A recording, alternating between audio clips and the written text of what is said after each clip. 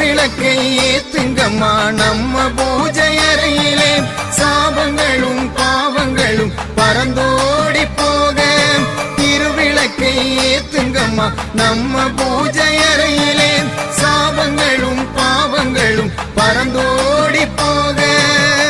ஆலமரம் அத்தி மரம் அதிலே ஒரு பிஞ்சி மரம் தொட்டில் கட்டி ஆட்டுங்கடி தேவதைகளே. சாபங்களும் பாவங்களும் பறந்தோடி போக. திருவிளக்கை ஏற்றுங்கம்மா நம்ம